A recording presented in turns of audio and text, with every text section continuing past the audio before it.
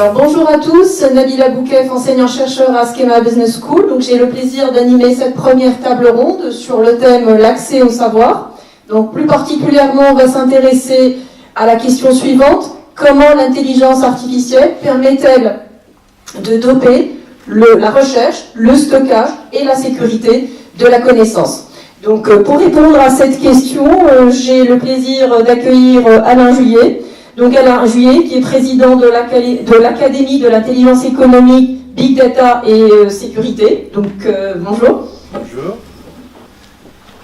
Nous accueillons également deux entreprises qui vont nous parler des solutions qu'ils proposent pour répondre à cette problématique qui est au cœur des préoccupations des entreprises. Donc très souvent l'information elle est disponible, mais elle est disséminée dans plusieurs sources. Donc comment faire sens de cette connaissance, comment pouvoir prendre les bonnes décisions.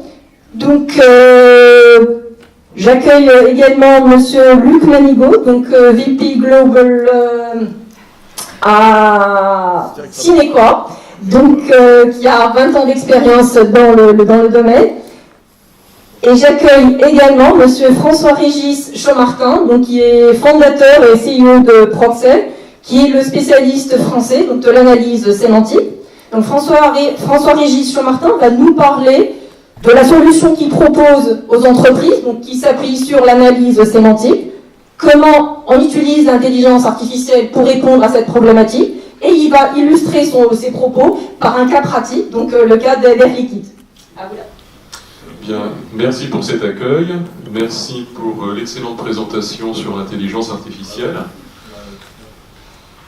Proxel, pour en dire deux mots, vous n'êtes pas forcé de connaître, on est une entreprise d'une trentaine de personnes spécialisée dans ce qu'on appelle l'analyse sémantique, c'est-à-dire une branche de l'intelligence artificielle qui permet de comprendre du langage humain, et notamment de comprendre des grandes quantités de textes. Alors on est en croissance de 50%, on a une équipe paritaire, ce qui dans l'univers technologique mérite d'être souligné, et aujourd'hui on a réussi 150 projets, publié 30 articles scientifiques, et notre enjeu c'est de permettre d'analyser toutes les quantités de data qui sont trop importantes pour être digérées facilement. Ça peut être la boîte de mail à l'échelle individuelle, ce qu'on trouve sur le web, des portefeuilles de brevets, des CV, etc., pour en sortir des connaissances, et des connaissances actionnables qui permettent de prendre des actions, ou d'automatiser des processus pour améliorer l'efficacité d'une organisation. Bon, on a un certain nombre de clients, et je vais vous parler aujourd'hui plus particulièrement d'Air Liquide. Alors, avant de démarrer, qu'est-ce que c'est que l'analyse sémantique, très concrètement, si on essaie de le ramener à une tâche simple? En introduction, tout à l'heure, on a vu que l'intelligence artificielle générale, ça n'existe pas, et il y a des intelligences artificielles spécialisées. Alors, vous voyez, la bonne nouvelle, c'est que l'intelligence artificielle générale n'existe pas, donc on n'est pas tout près d'être remplacé. En revanche, sur la plupart des tâches, la machine aujourd'hui va battre l'humain, que ce soit pour jouer aux échecs, pour jouer au Go, dans quelques années pour conduire notre voiture toute seule, peut-être, et aujourd'hui pour lire des grandes quantités de textes. Et on va dire que ça se ramène très basiquement à deux grandes tâches, pour démarrer. D'une part, comprendre localement un texte en donnant des coups de stabilibus. Alors vous voyez, sur un CV, ça peut être pour aller repérer des compétences, des écoles comme Schema, des parcours, des entreprises.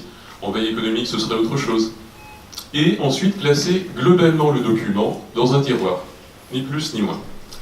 Alors, le paradoxe, c'est qu'en tant qu'humain adulte, on se parle et on se comprend, et on oublie à quel point c'était fatigant pour nos parents de nous apprendre à parler notre langue maternelle. Et on a quand même fait 15 ans d'études avant de savoir faire du résumé de texte. Donc c'est peut-être pas si simple.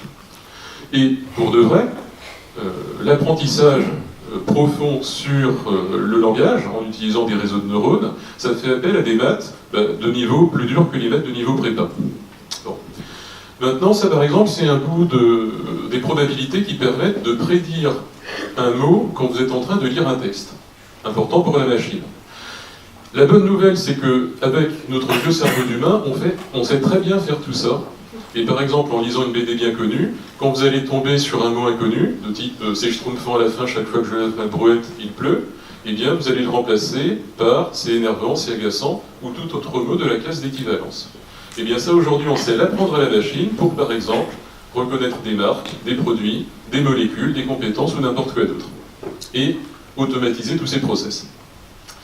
Alors, pour être un petit peu plus concret, Air Liquide a investi chez nous, il y a 2 ans, suite à un certain nombre de projets réussis. Et je vais vous parler de ce partenariat qui est exemplaire parce qu'un grand groupe industriel aide une pépite de la data française à agrandir et à aller à l'international. Alors, nos amis et clients d'Air Liquide ne sont malheureusement pas présents comme prévu aujourd'hui, donc je les remplace pour présenter rapidement Air Liquide. Donc, Air Liquide est spécialisé dans les petites molécules essentielles, donc les molécules qui font moins de 10 atomes, qui vont être utilisées dans la vie, par exemple pour la santé, l'oxygène, l'azote, également pour la matière, pour aller créer des plastiques, des textiles, des peintures, ou encore pour l'énergie, l'un des futurs enjeux de la voiture étant par exemple la voiture à pile à hydrogène. Donc Air Liquide fournit dans ses univers notamment de l'oxygène, avec plus d'1 siècle d'expérience dans le domaine. Et quand on est sur la chaîne de création de valeur de l'oxygène, on se pose des questions en termes de techniques de fabrication, de techniques de stockage, de distribution, d'application, etc.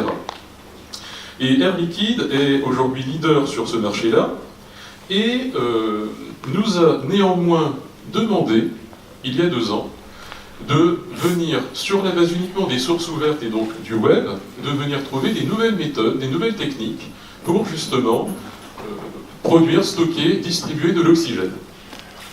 De façon à trouver également des découvertes scientifiques à fort impact, identifier des leaders d'influence. Et donc à l'époque, nous avons fait, en 3 mois, une étude complète. Notre logiciel ayant évolué, aujourd'hui on ferait la même étude en 1 semaine. C'est aussi là que l'on voit l'accélération de tout ce qui est intelligence artificielle. Alors pour rentrer un petit peu dans le détail du processus, le web est un objet complexe, plus d'1 milliard de sites publics, plus de 100 milliards de pages publiques, et on va, avec des techniques de web mining, aller rechercher, mais mieux que ne le ferait Google qui nous enferme dans une bulle, quels sont les documents intéressants pour aller collecter, par exemple, 100 000 pages autour d'un sujet. Et ensuite, ces 100 000 pages ne sont évidemment pas lisibles par un humain, c'est trop important, mais la machine va pouvoir permettre, avec de l'analyse sémantique ou du text mining en anglais, identifier des concepts intéressants et à très grande vitesse donner des coups de stabilo-bus ou venir classer des documents dans des tiroirs. Et au final, tout ça, ça transforme plein de textes en plein de data, et on peut, avec des techniques, là pour le coup, classiques de data mining, venir trouver des corrélations, faire de l'analyse de séries temporelles, et au final, permettre à l'humain, avec son œil, résultat de l'évolution d'un demi-milliard d'années d'évolution, de venir trouver des pépites à l'intérieur. Concrètement, je parlais de coups de stabilo-dos, vous voyez, voilà un texte sur la photosynthèse, et bien la machine va venir donner des coups de stabilo-dos, et tenir compte d'ambiguïté, par exemple, plante, est-ce que c'est la plante biologique ou la plante usine? Quand on va parler d'oxygène, est-ce que c'est tu me pompes mon oxygène, comme nous disent nos adolescents, ou oxygène, la musique bien connue, alors en plus, Jean-Michel Jarre ou Rihanna, etc. Donc vous voyez, tout ça, c'est pas que des problèmes universitaires, c'est aussi des problèmes de la vraie vie. Et au final, et ça c'est le point essentiel, l'idée c'est qu'il faut faire vraiment du sur-mesure si on veut que ça marche bien. Il faut pouvoir s'adapter finement à un univers pour que la machine fonctionne. Encore une fois, la machine ne sait faire qu'une tâche, apprise sur un corpus pour reconnaître du texte et comprendre du texte. Et donc ce faisant, on transforme un texte en un petit paquet de data. Alors au final, on a collecté sur le web près de 300 000 URL. Il y a eu un travail important d'itération avec les experts métiers pour retenir 80 000 URL publiques et au final identifier 50 sujets intéressants, dont 10 qui ont permis de déclencher des actions vraiment business. Alors pour donner 3 exemples, connaissez-vous, venant du Mexique, les bars à oxygène? On va dans la piscine avec un masque à oxygène enrichi, avec une saveur, on est tout pompette, on est tout content, et on en ressort heureux. Il y a également des boissons à l'oxygène qui aujourd'hui se commercialisent, et donc vous voyez, ça fait un débouché industriel auquel on n'aurait pas forcément pensé spontanément. Autre exemple, c'est, vous voyez, quand vous souffrez de maladies chroniques pulmonaires, vous avez besoin d'une bouteille d'oxygène. Mais usuellement, ce sont des bouteilles lourdes, pas très esthétiques, donc si vous allez faire vos courses dans un supermarché avec, vous avez une forme de stigmatisation du regard des autres. Eh bien, il y a eu, et ça c'est une innovation à la fois technologique et d'usage, un sac à dos léger permettant à des gens souffrant de maladies chroniques de se promener. Et dernier petit exemple intéressant autour de la voiture, alors pas autour de la voiture à hydrogène, il y a General Motors qui a sorti un prototype de voiture à photosynthèse qui vient capturer le CO2 et qui vient relâcher de l'oxygène. Et tout ça, ça a permis au final à Air Liquide de lancer des challenges mondiaux, dont un qui s'appelait CO2 rends-nous ton oxygène, pour trouver une technique industrielle de dépollution du CO2, qui est un gaz pas terrible. Donc vous voyez, l'analyse sémantique et l'intelligence artificielle, ça permet d'avoir un monde meilleur, plus écolo. Voilà. Merci beaucoup pour cette présentation. Donc, je vais passer la parole à Luc Manigaud, donc, qui va nous présenter une autre application de l'utilisation de l'intelligence artificielle, et notamment la plateforme que Cinequa utilise. Bonjour à tous, alors je donnerai quelques mots de Cinequa tout à la fin, mais je vais commencer cette intervention par également essayer de théoriser un tout petit peu le sujet dont je vais parler. En particulier, la raison pour laquelle Cinequa a développé cette offre dont je parlerai dans un instant. Donc, évidemment, commencer par enfoncer les portes ouvertes, les données sont non seulement massives, mais elles sont très éclatées, très hétérogènes, multiples. Elles concernent, là je parle des données d'entreprise, des entrepôts de données que tout le monde connaît, les systèmes de gestion de contenu, des archives, des répertoires partagés, j'en passe, mais également toutes les communications digitales, les emails, les réseaux sociaux d'entreprise et beaucoup d'autres, ainsi que des applications métiers qui elles aussi renferment de la donnée. Donc on se retrouve face à effectivement un grand volume de données et une grande variété de données également. Il y a un autre aspect qui est intéressant, c'est que ces données changent très très fréquemment. Tous les jours, il y a des données qui sont modifiées, dont les droits peuvent changer également, ou qui doivent être surveillés de par leur propriété, leur rayon d'action, leur diffusion. Et puis des nouvelles sources qui apparaissent en permanence. Donc ça nous donne un certain nombre de défis à relever pour, si tant est qu'on veuille exploiter cette donnée du mieux qu'on le peut. Et en fait, il y a une solution qui existe depuis quelques années qui consiste à fouiller ces données en cherchant dedans. Donc à l'image d'un Google sur Internet, on peut proposer des moteurs d'entreprise qui partent d'une question et qui vont aller chercher les données les plus pertinentes par rapport à votre sujet d'intérêt du moment. Vous avez perdu de vue ou vous souhaiteriez savoir qu'est-ce qui existe dans cette entreprise qui concerne tel ou tel sujet. Donc ça, c'est évidemment l'approche habituelle de moteur de recherche d'entreprise. Aujourd'hui, on va plus loin parce qu'on s'est dit, alors c'est notre petite notion de devenir information driven, c'est-à-dire qu'on va finalement être guidé par cette technologie-là. Tout simplement parce qu'en collectant la donnée pour fabriquer un moteur de recherche, on peut l'analyser en passant, de telle sorte que, de façon beaucoup plus proactive, elle nous alerte, elle nous renseigne, elle nous remonte une partie de l'information qui est nécessaire dans le cadre de mon activité professionnelle. Donc le but va être de réduire la charge de travail du collaborateur, du knowledge worker, mais pourquoi pas de n'importe quel salarié dans n'importe quelle de ses missions, grâce à ce traitement qui aura lieu pour prendre en compte l'intégralité des données d'entreprise. Alors, finalement, on s'est demandé comment c'était possible de faire ça, avec d'un côté des données massives hétérogènes, éparpillées, et de l'autre côté, une information utilisable dans le cadre de votre métier. Le passage de l'un à l'autre étant la charge de travail de ce collaborateur. On s'est dit comment réduire la tâche de travail. Finalement, il n'y a pas 36 briques qui permettent d'arriver à ça. La première brique, c'est de capter ce contenu. Il faut pouvoir l'avoir à portée de main. Il faut être capable de donner à la machine la possibilité de l'analyser. Ensuite, vous avez deux technologies qui sont très orthogonales l'une de l'autre. La première qui consiste à apprendre à la machine ce que l'on sait déjà.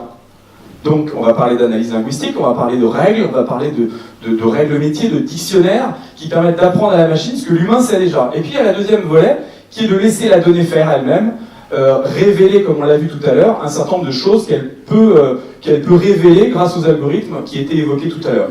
Donc, la combinaison de ces deux technologies et de la captation des données, c'est un bon point de départ. Et pour finir, il faut la présenter, parce qu'il y aura une interaction avec l'utilisateur, pour que ce métier soit finalement accéléré ou optimisé par les traitements correspondants.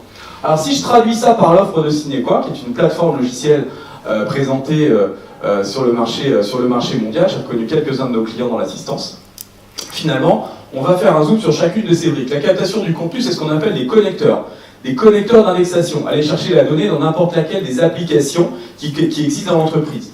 Donc des systèmes de base de données, des systèmes de gestion de contenu, j'en passe, on ne va pas lire la liste en détail, mais donc il faut être capable d'aller très vite, capter cette donnée où qu'elle soit. La seconde étape, c'est le savoir humain. Alors nous aussi, on sort le stabilo et on se dit, allez, à grand coup d'analyse linguistique dans des dizaines de langues différentes, Et là, évidemment, il y a pas mal de matière grise humaine derrière ce genre de travail. On va détecter la langue, on va marquer les phrases, retrouver des concepts, retrouver ce qu'on appelle les entités nommées. On trouve ici, dans un exemple tout à fait différent de celui de François Régis, une lettre envoyée à une compagnie d'assurance dans laquelle on va retrouver des plaques d'immatriculation, le nom du conseiller, des montants, des sommes, des dates, et j'en passe. Donc l'analyse linguistique permet de faire ça dans différentes langues. Et puis, la contraposée, comme on le disait tout à l'heure, c'est le machine learning.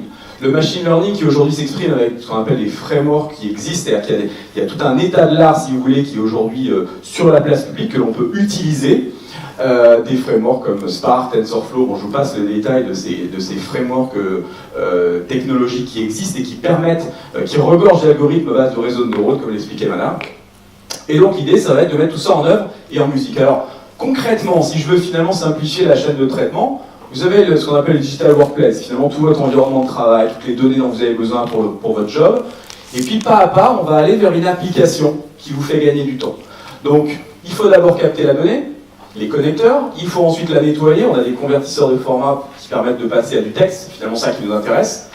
Vous avez ensuite l'analyse linguistique qui va simplifier encore un peu le traitement, puisque finalement ce que j'ai pas dit, c'est que l'analyse linguistique a cette vocation finalement de structurer le non structuré. Vous partez d'un texte, et à la fin vous avez des objets, les noms, des personnes, des lieux, etc. Et le machine learning, qui finalement peut enfin intervenir. Parce que tout à l'heure, on a eu des exemples, on va faire gagner une machine à un jeu d'échecs, on va lui faire gagner à un jeu de Go. Ok, mais dans le cadre de notre métier, est-ce que ça nous impressionne vraiment ça? On se rend bien compte qu'entre le matin et le soir de notre jour ouvré, il y a quand même une complexité inouïe dans les interactions qu'on va avoir avec nos collègues, avec les documents, etc. Donc finalement, tout ce traitement amont a pour vocation de simplifier les données du problème, de telle sorte qu'on puisse enfin faire rentrer ça dans un réseau de neurones qui aurait peut-être des chances, et je dis bien peut-être et je le souligne 4 fois, de sortir quelque chose de valable. Donc ça, c'est un processus qui fonctionne maintenant. L'autre raison de cette traversée du désert de l'IA, c'est qu'en fait, il fallait aussi que tout ça soit possible avant de faire marcher des réseaux de neurones sur de la donnée aussi complexe que du texte, en réalité. Donc on y arrive, et à la fin, ça nous donne une belle application, dont je vais quand même vous donner quelques exemples, parce que là, on est quand même sur des choses un peu abstraites. Et puis tout ça est présenté finalement dans des interfaces. Alors l'idée est de ne pas se cantonner à une interface, mais plutôt de demander à l'utilisateur final qu'est-ce qui te ferait plaisir. Tu voudrais une vision 360 de ton client, tu voudrais une interface qui permette de montrer les réseaux d'expertise entre des personnes. Ah ok, tu voudrais faire de la business intelligence sur tous ces facteurs qui interviennent non seulement dans les bases de données, mais également dans les textes, sur le web. Ah ok, très bien. Donc on va finalement dessiner l'interface, avec là aussi des frameworks qui permettent de faire ça assez rapidement, pour instancier cette application qui aura vocation à faire gagner un temps précieux, non pas à une personne, mais dans des grands comptes à 10 000, 50 000, 100 000 personnes. D'accord ? Alors, ça c'est notre plateforme logicielle, c'est le résumé de tout ce que je viens de vous dire. J'ajoute à ça que je connais très bien François Régis et on peut imaginer des interactions entre des produits également pour continuer à les enrichir avec des technologies complémentaires. L'analyse sémantique que propose Proxem est incroyable dans certains domaines, bien au-delà de la nôtre, et donc là aussi la combinaison de ces logiciels permet éventuellement d'imaginer des solutions encore plus complètes et encore plus abouties. Alors, ça nous donne plein de cas d'usage. Accélérer l'innovation en indexant toutes les données qui touchent à la R&D, faire de la réutilisation de code. Quand vous avez des centaines de millions de lignes de code qui ont été produites pendant des décennies, vous aimeriez bien pas avoir à la réécrire encore une fois si des choses ont déjà été faites. Vous pouvez imaginer de repérer des expertises en fouillant les documents eux-mêmes. Une personne, finalement, sa représentation, c'est son empreinte informationnelle au sein des documents qui gravitent dans l'entreprise. Quelques autres exemples de l'enterprise search de façon globale dans des sociétés jusqu'à 300 000 personnes, vous voyez Siemens ici, de la relation client pour que lorsque vous passez un coup de fil à votre opérateur téléphonique, eh bien la personne ait immédiatement tout ce qui vous concerne et vous lui faites gagner un temps précieux. À l'échelle d'un call center, si vous faites gagner quelques secondes, c'est des dizaines de millions d'euros que vous avez fait gagner à l'opérateur téléphonique. Et j'en passe. Donc les cas d'usage sont extrêmement nombreux. Je vais faire un petit focus pour terminer sur un cas d'usage qui est tout à fait intéressant, même si vous connaissez peut-être moins cette société. Ce type, c'est un cabinet d'avocats, de quelques centaines d'avocats, et voilà un cas d'usage qui est assez représentatif de ce que l'on peut faire. Alors, on a commencé par indexer 25 millions de documents. C'est l'enveloppe moyenne d'un corpus documentaire dans l'une de nos applications. Donc 25 millions qui sont répartis dans un système de gestion de contenu, des mails, des archives et des file systems. Et la problématique, c'est de se dire, ok, j'ai 300 avocats chez Steam, et il y a des documents qui s'appellent des engagement letters. C'est tous ceux qui ont une valeur juridique pour l'entreprise, parce qu'on prend des engagements, on dit qu'on va faire ça, on met des conditions, donc ça devient un petit peu engageant pour l'entreprise. Le problème, c'est que tous ces engagement letters, elles ont été réparties sur tous ces silos de données pendant des décennies. On ne sait plus où elles sont. Et on a 25 millions de documents à retrouver. Eh bien, l'idée, ça va être de se dire, on va peut-être se faire un corpus d'apprentissage. Souvenez-vous de la première introduction sur le machine learning. On va apprendre ce que c'est qu'une engagement letters en fournissant un certain nombre. Et à partir de là, on va pouvoir scanner l'intégralité des autres silos de données et appliquer, c'est-à-dire pas forcément pour prédire, mais c'est appliquer ce modèle pour retrouver tous les contrats qui ont été disséminés dans tous les silos d'information. Voilà un cas d'usage, un petit cas d'usage, là où en réalité, avec une interface ici qui vaut ce qu'elle vaut, alors ça, par là même ça fait moteur de recherche d'entreprise, donc on ne va pas s'en plaindre, mais le but n'était pas d'avoir un moteur de recherche, c'était bien d'extraire automatiquement par des méthodes de machine learning où étaient ces contrats disséminés dans les silos d'information. C'est un cas d'usage parmi de très très nombreux. Encore une fois, il faut venir avec la plateforme qui permet de faire des choses, et les cas d'usage n'ont de limite que l'imagination des knowledge workers et des besoins d'entreprise. Donc en fait, on a bien cette approche plateforme, il faudra ensuite imaginer ce à quoi elle peut servir. Vous avez ici quelques exemples dans les renseignements, la sécurité de notre territoire, le blanchisme, la lutte anti-fraude, du case management, et j'en passe. Enfin, c'est très très varié parmi nos clients.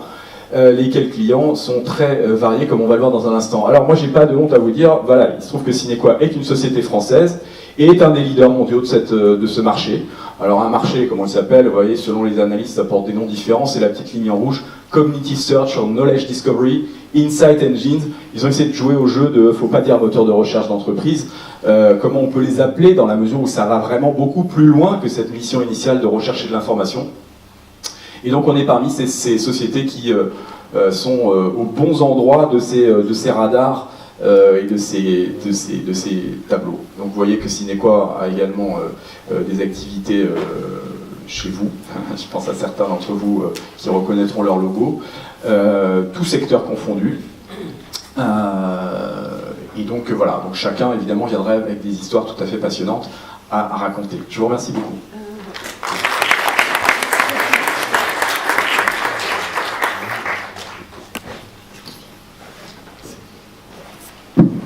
Je vais passer la parole à Alain Joyer, donc après ces deux présentations sur l'application de l'IA pour doper justement l'accès aux données. Donc la question qu'on pourrait se poser finalement par rapport à la souveraineté et la sécurité de ces données.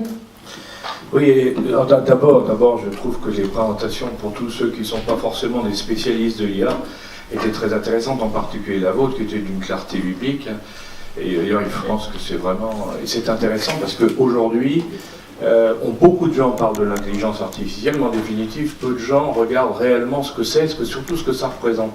Et en écoutant les brillantes démonstrations des deux sociétés, des représentants des deux entreprises qu'on vient de voir, moi je pensais à deux choses. Je pensais aux limites de l'IA, ça vous étonnera pas, mais j'essaie de chercher la petite bête.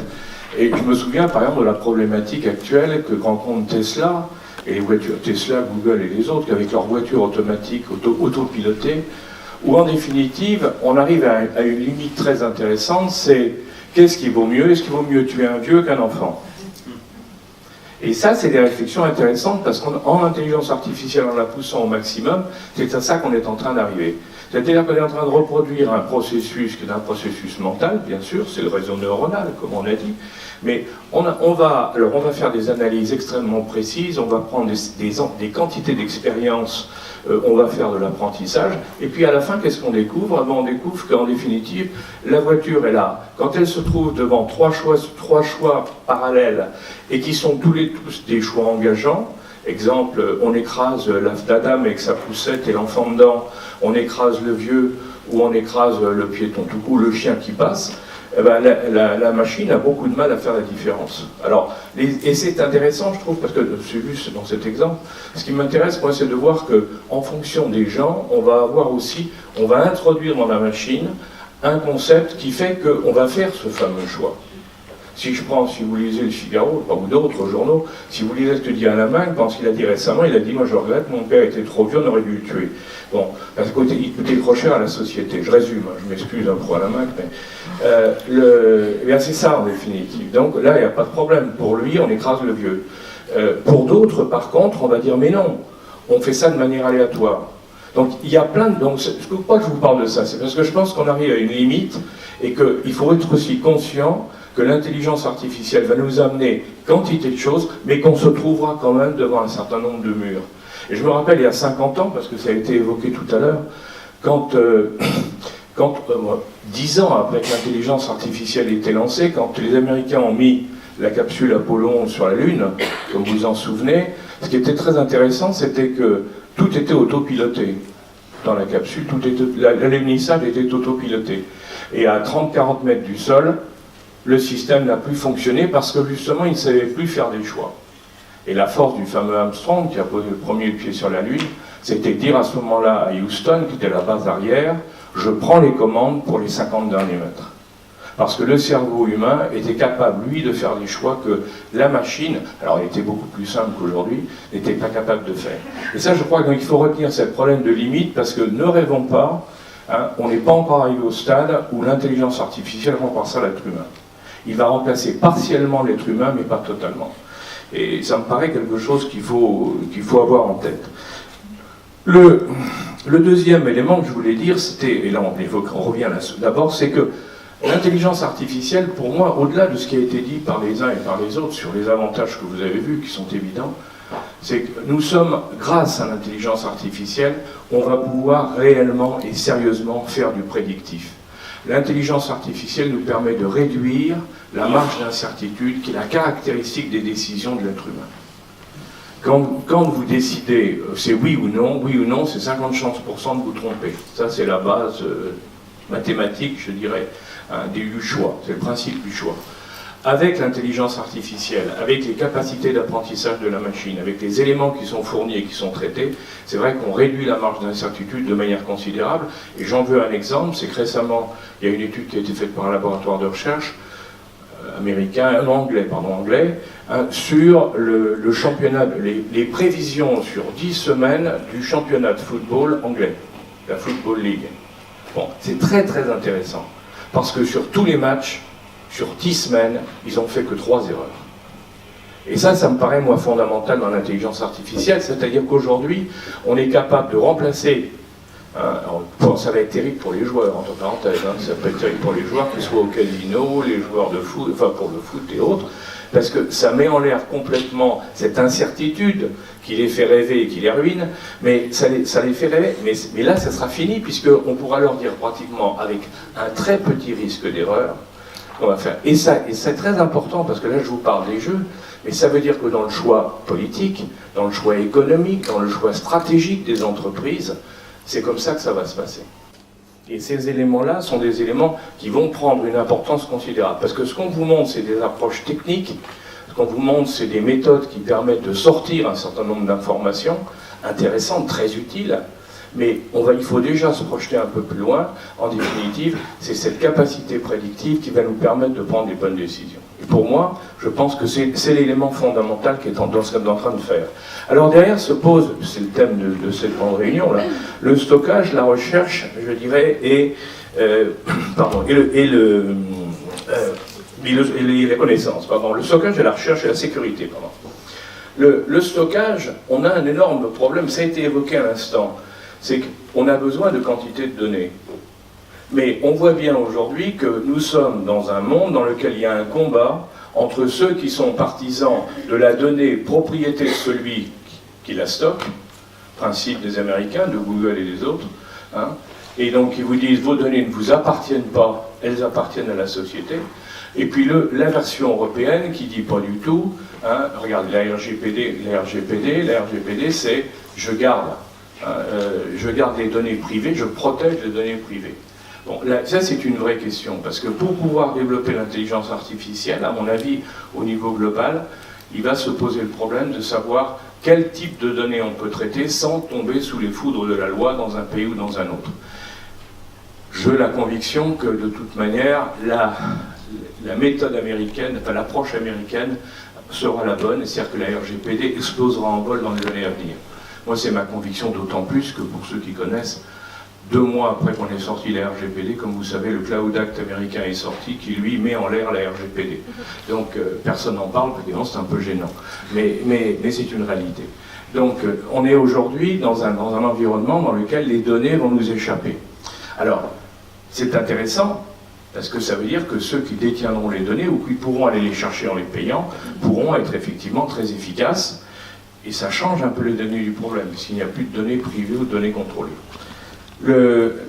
Ensuite, dans la sécurité de la sécurité de données, je voulais dire que sur le plan de l'intelligence artificielle, je crois que, et c'est ce qu'on a aussi vu, il est évident que nous devons protéger, que celui qui détient les données doit les protéger. D'une part, parce que ça vaut de l'argent, ça vaut beaucoup d'argent, les données aujourd'hui, hein, c'est clair. Par le nombre, par la quantité de données, même si chacune ne vaut que peu de choses, les quantités traitées sont telles que les milliards de données traitées dans le futur sont telles que ça rapportera beaucoup d'argent à ceux qui les vendent, et bien sûr, et ça coûtera cher à ceux qui les utilisent.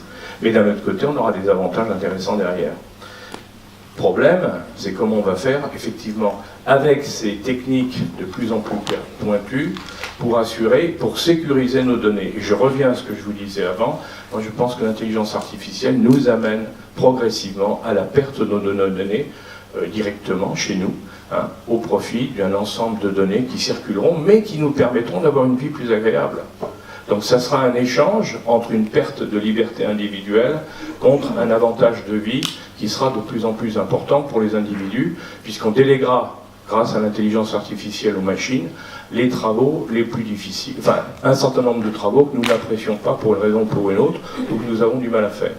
Donc je pense qu'on est dans une étape formidable, c'est passionnant, ça va nous changer dans beaucoup de domaines, mais après tout, l'homme est là pour changer. Donc il faut avoir confiance et se dire qu'on avance dans un monde qui est nouveau, parce que c'est un monde nouveau, hein, avec un mélange de certain nombre d'éléments qui ont été rappelés tout à l'heure, mais dans ce monde nouveau, eh bien, nous aurons notre place, mais une place différente, parce que l'intelligence artificielle modifiera fondamentalement le comportement de ceux qui y auront accès, parce que c'est le dernier point, et je termine là-dessus, soyez tranquilles, hein, c'est que nous sommes dans le système de l'évolution par l'intelligence artificielle fera qu'il y aura il y aura une fracture par l'accès à l'intelligence artificielle.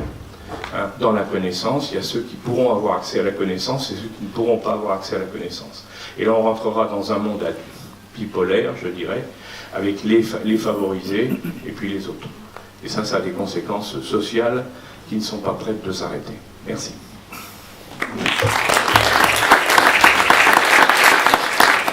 Merci beaucoup. Maintenant, on la place à quelques questions de la salle.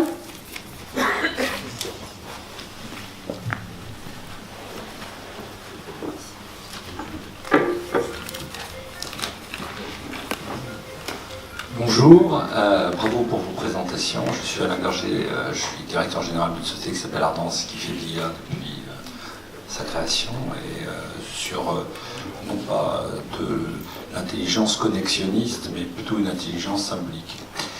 Donc il y a des variantes. Il faut peut-être préciser que les chercheurs de New York University et d'autres de Google précisent que dans les années qui vont venir, il y a peut-être une phase de plateau sur la performance des systèmes d'apprentissage. Donc il y a une grosse place pour l'homme. Ce qui est très important, et je remercie Alain Joly d'avoir rappelé les limites que l'on doit apporter, les limites éthiques. Les sujets de l'éthique sont traités aussi par les chercheurs. J'ai animé il y a 2 jours une table ronde sur ce sujet-là, sur l'IA et l'éthique et la connaissance. Et donc il est aussi important pour les étudiants, pour les professionnels, de savoir que c'est l'homme qui doit avoir le choix et que les machines sont particulièrement stupides, et l'introduction était pertinente pour rappeler que algorithme est un mot qui vient d'un astronome persan du 8e siècle, dont c'était l'art de compter. Donc il faut que l'homme garde l'art de décider. Merci. Merci. Y a-t-il d'autres questions? En attendant qu'il y ait une autre question, pour ajouter à ce que vous venez de dire un point qui me paraît très intéressant, si on lit les dernières déclarations, les réflexions qui ont été faites en particulier par le patron de la recherche de Google, qui est vraiment à la pointe, puisque lui veut faire l'homme à perpétuité, vous savez qu'il veut en changeant tout, on pourra maintenir l'homme en vie, il ne sera pas immortel, il sera perpétuel, ce qui n'est pas du tout la même chose, mais c'est dans ce qu'il a dit récemment, il a dit qu'il y a un problème sur lequel ils luttent tous, parce qu'ils n'y arrivent pas, c'est l'intuition. Et je trouve que c'est une formidable lueur d'espoir, c'est-à-dire que tous les calculs qu'on peut faire font que malgré tout, l'homme reste avec son intuition quelque chose qu'on ne peut pas remplacer. Très intéressant quand on rentre dans le prédictif, pour aller plus loin dans ce que vous évoquez.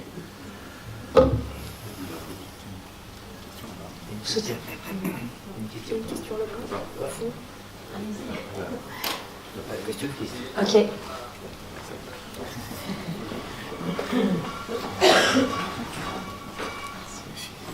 Bonjour à tous, donc Youssef Malki, je suis un ancien diplômé de la Schema, très fier de pouvoir assister à une telle présentation. Alors ma question s'adresse à tous les partisans de cette table ronde, d'un point de vue très concret des business. Est-ce que vous pensez qu'aujourd'hui, la plupart des entreprises françaises, européennes, je pense notamment au middle market, aux grandes compagnies, ont pris la mesure de l'impact de l'intelligence artificielle dans leur activité opérationnelle au quotidien? Et là, je pense à des directions marketing, des directions relations clients, de logistique. Comment est-ce que aujourd'hui, il y a une vraie prise de connaissance et de l'ampleur sur l'impact de leur activité? Alors peut-être que je peux répondre au moins en partie. Je dirais que la réponse est partiellement. Aujourd'hui, beaucoup d'entreprises américaines, notamment celles qui sont pilotées par la data comme Amazon, qui sont bien des acteurs du e-commerce, ont totalement et parfaitement compris que l'intelligence artificielle, c'est pas demain, mais c'est tout de suite, et c'est depuis quelques années. Et ça leur donne un avantage concurrentiel énorme. Et si en France et dans la vieille Europe, on se dit que l'intelligence artificielle, c'est demain, quelque part, on va monter sur un ring mondial avec un bras attaché dans le dos. Et ça pose un souci. En revanche, nous, de ce qu'on voit parmi nos clients, c'est que, typiquement, des points comme l'analyse des retours clients, qui permettent d'analyser les sentiments exprimés pour transformer des attentes implicites en produits et services mieux adaptés, ça marche très bien aujourd'hui. Et l'avantage qu'on a sur les industries de la langue, et je pense que Luc et M. Juillet seront d'accord avec moi, c'est que dans la vieille Europe, on a aujourd'hui une trentaine de langues. Et les acteurs américains sur ça ont une faiblesse intrinsèque, qui est que leur marché domestique, avec l'anglais, suffit. Et donc aujourd'hui, ils restent encore faibles sur le traitement multilingue. Mais avec l'apprentissage profond, ça pourrait changer demain. Donc c'est vrai qu'aujourd'hui, RGPD, moi je gère ma schizophrénie. En tant que consommateur, RGPD, je suis ravi que ça existe. En tant que patron d'entreprise innovante, là je monte sur le ring mondial avec les deux bras attachés dans le dos. Ça ne m'empêche pas de donner des coups de tête, mais vous voyez, ça fait quand même un handicap. Et en France, Airbnb, Booking.com, Amazon, avec RGPD, ça ne peut tout simplement pas exister. Voilà. Ça n'existe pas. Ça n'existe pas. J'ai peut-être un élément de réponse complémentaire quant à l'état de la maturité des entreprises européennes ou même mondiales, en tout cas l'entreprise par rapport à d'autres, par rapport au web en particulier. Pendant de très nombreuses années, les entreprises ont investi dans des outils informatiques pour qu'elles répondent à une fonction donnée. Donc on achetait des bases de données, on achetait des outils de BI parce qu'on savait ce que ça allait faire et on investissait un budget là-dedans. Aujourd'hui, on parle d'intelligence artificielle avec tout ce que ça a d'émergent, d'incertain. Si on prend le système cognitif d'un gamin qui grandit et qui apprend à pas tomber, à monter des escaliers, etc., on sait qu'il va se tromper, il va se casser la figure un certain nombre de fois avant de savoir monter des marches. Donc en fait, l'intelligence artificielle, c'est un petit peu ça. Moralité, ça a été un frein, c'est toujours un frein à l'implémentation de ces cas d'usage dans les entreprises, tout simplement parce qu'il ne faut pas avoir peur de l'échec. Alors aujourd'hui, les entreprises ont trouvé une solution, c'est qu'elles montent des data labs, des data innovation labs, elles montent des digital factories. En gros, c'est un terme un petit peu poli pour dire on va mettre des chercheurs pour essayer des trucs qui ne vont pas marcher. Mais c'est ça la réalité de l'intelligence artificielle. C'est que vous avez 99 approches qui ne vont pas fonctionner. Il faut l'accepter, ça. Et la 100e va vous faire gagner énormément d'argent. Je parle d'argent parce que finalement, ça va quand même être la finalité de ces entreprises. Donc c'est un petit peu là qu'on peut imaginer pourquoi on est encore plutôt au début de la courbe qu'à la fin en termes de maturité.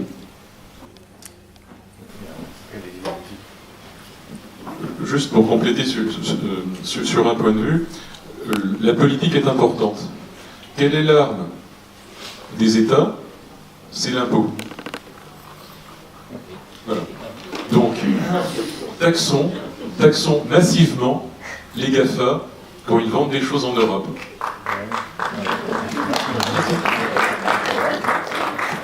On a encore 2 questions. Bonjour, Alain Quinquelot, groupe Engie. On vient un tout petit peu de l'évoquer, mais j'aurais voulu connaître quels étaient les modèles économiques aujourd'hui autour de ces outils-là, et puis comment on imagine qu'ils vont évoluer pour qu'on facilite leur mise en œuvre. C'est quoi votre vision actuelle et puis à venir? De façon générale, je peux répondre au moins par notre modèle économique, puisqu'on est éditeur de logiciels et qu'on va effectivement faire un petit peu d'argent avec ça. On l'a dit et répété depuis le début de cette journée, la valeur elle est dans la donnée. Donc finalement, plus il y a de données, plus on peut estimer qu'on va en tirer de la valeur. Donc nous, on a cherché effectivement une équation économique qui était proportionnelle à cette donnée qui est la propriété des entreprises, mais qui va nous la confier, ne serait-ce que pour l'analyser en profondeur. Donc trouver une abaque quelconque entre la donnée et la valeur qu'elle peut receler et la valeur du service qu'on va acheter à un prestataire. Oui, juste pour parler en termes financiers, pour parler en termes purs de financiers, c'est sûr que lorsque dans les écoles de commerce on apprend aux étudiants le retour sur investissement, le fameux ROI, on voit bien que dans ce cadre-là, ça ne s'applique pas au départ, puisqu'on fait des investissements, et comme on vous l'a dit, avec des quantités d'échecs. Par contre, quand ça fonctionne, le retour sur ROI, il explose. Donc c'est toute la problématique, si vous voulez. C'est-à-dire qu'il faut accepter, en intelligence artificielle, il faut des chefs d'entreprise ou des responsables qui acceptent de prendre des risques pour pouvoir justement faire les investissements nécessaires, sachant que ça peut rapporter gros. Mais il faut franchir ce pas. Alors vous savez que nous sommes, en particulier en France, dans un pays qui applique le principe de précaution. On est le seul pays au monde avec le bout de temps à avoir inventé cette stupidité, et il faut dire la vérité. Et à partir de là, évidemment, le chef d'entreprise, il n'est pas tenté de prendre ce risque, alors que pourtant il faut le prendre. C'est indiscutable parce que derrière, c'est l'avenir. Complètement d'accord. Juste pour remettre les choses en perspective, l'intelligence artificielle, ça coûte cher. Ça coûte très cher. AlphaGo, le système de Google qui a battu le meilleur joueur de Go, etc. Le rachat de DeepMind, c'était 500 millions d'euros ou de livres. Les pertes d'Alphabet sur les projets innovants, aujourd'hui je crois que c'est 3 milliards. Et rien que le temps de calcul pour que AlphaGo 0 joue contre lui-même des milliards de parties, 10 puissance 18, je crois.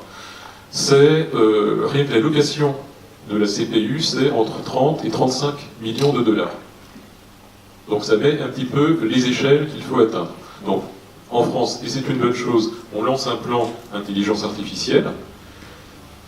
Il faudrait le doter d'un 0 en plus. Sophie.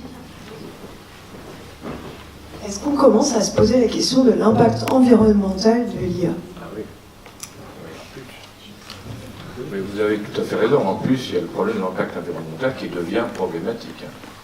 On peut dire, vous savez que un des éléments de réchauffement de la planète dont personne ne parle parce que ça gêne tout le monde, c'est l'utilisation du numérique. C'est un des plus gros facteurs. Quand on parle de l'automobile, on parle de beaucoup. Personne, et pour cause, personne ne veut parler des serveurs et du numérique, et pourtant, c'est un problème considérable. Juste, pour rajouter quelque chose sur ce qui a été dit aussi, il y a une chose qui est terrible, quand vous avez entendu les chiffres qui ont été donnés et ce que ça représente, c'est que derrière tout ça, et c'est le problème des réseaux neuronaux, nous ne sommes pas capables de reproduire le cerveau humain, nous prenons des parties, des réseaux neuronaux complexes certes, mais qui ont des limites, c'est que la machine qui a coûté une véritable fortune et qui permet de gagner dans le jeu de Go, est incapable de gagner aux échecs réciproquement. Donc ça veut dire que chaque fois, l'investissement est considérable et toujours très ciblé. C'est pour ça que il faut raison garder quand on voit l'intelligence artificielle et pas s'imaginer que demain matin, ça va tout résoudre. Ça serait trop beau. On n'en est pas là, bien au contraire. Surtout avec les investissements dont on parlait. Il nous reste une petite question avant la pause. Bonjour, Fabien Serret-Darian, Schema. Alors une petite question, c'était pour partager avec vous une contradiction qui me revient en vous écoutant ce matin. On a l'IA d'une certaine façon qui nous promet plein de choses, mais qui, comme ça a été exprimé, est basée sur des mathématiques, sur de la statistique, sur l'usage de données. Et à côté de ça, finalement, dans les entreprises, on a un élan sur la créativité, les talents, l'intuition qui a été rappelée par Alain Juillet. Mais finalement, parfois, on fait un peu des raccourcis en essayant de connecter les deux d'une certaine façon, sans mauvais jeu de mots. Mais est-ce qu'il n'y a pas une contradiction et est-ce que la machine finalement ne va pas gagner puisqu'elle impose dans les organisations une forme de rationalité et que vaut l'intuition d'un collaborateur face au big data et face à ces algorithmes, avec le risque finalement que tout le monde pense de la même façon. Donc comment finalement on articule, alors il y a la question de l'éthique qui a été soulevée, mais du coup je vais évoquer la question de l'intuition, c'est quelle place pour l'intuition, la créativité face à la machine demain? Moi, j'aurais une réponse extrêmement simple. Comment valorisez-vous l'intuition de vos professionnels de l'information dans une entreprise lorsqu'ils passent 99% de leur temps à faire des tâches rédhibitoires et très, disons, remplaçables par effectivement un programme relativement simple? On peut aussi dédramatiser un petit peu cette question de l'IA parce qu'en fait, les cas d'usage respectifs qu'on vous a démontrés sont des tâches relativement bêtes quand on y pense, qu'on a pu faire remplacer par effectivement des programmes et laisser la place à l'humain pour une activité qui lui est propre, qui est effectivement la créativité, l'intuition, l'intelligence, la vraie, pour aller plus loin au service de son entreprise. Je dirais que les deux peuvent être conciliés. Nous, on croit beaucoup dans IA en tant qu'intelligence augmentée. Au XXIe siècle, on aura de plus en plus notre assistant numérique qui nous aidera à faire un certain nombre de choses. Bon, moi j'ai 3 filles qui ont 21 ans, 17 ans et 10 ans. Ce que je leur apprends, c'est garde du sens critique. Le jour où la machine te dit un truc qui a l'air étonnant, soit elle a raison, et dans ce cas tu vérifies, soit tu la challenges, et peut-être que la machine se trompe parce que bug, parce que algorithme, parce que Stack Overflow, etc. Voilà, c'est la force de l'humain, c'est de garder la capacité à faire plein de choses simultanément, là où la force de la machine, et elle peut nous décharger d'un certain nombre de nos actions quotidiennes, c'est de parfaitement savoir apprendre à faire une chose. Sur la prédiction, complètement d'accord avec ce qu'a dit Alain Juillet, avec peut-être une différence de point de vue, c'est les prédictions en masse versus les prédictions à l'échelle individuelle. Autant, voilà, je crois dans la prédiction en masse, dégager les grandes tendances. Voilà, plein de data permettent de voir une forme de futur, et éventuellement de choisir dedans, parce qu'on a des boucles de rétroaction. Si on sait à quoi risque de ressembler le futur, on peut intervenir dessus. En revanche, la prédiction à l'échelle individuelle, typiquement la police prédictive, à titre personnel, je n'y crois pas, en tant que scientifique, et en tant que citoyen, je n'aimerais pas être noir aux États-Unis, quoi, pour le dire crûment. Merci beaucoup pour votre présence, votre participation à cette table ronde. Et donc on a terminé avec la question de la créativité qui permet de faire un peu le lien avec ce qu'on verra tout à l'heure au niveau de la table ronde 2. Merci à tous. Merci.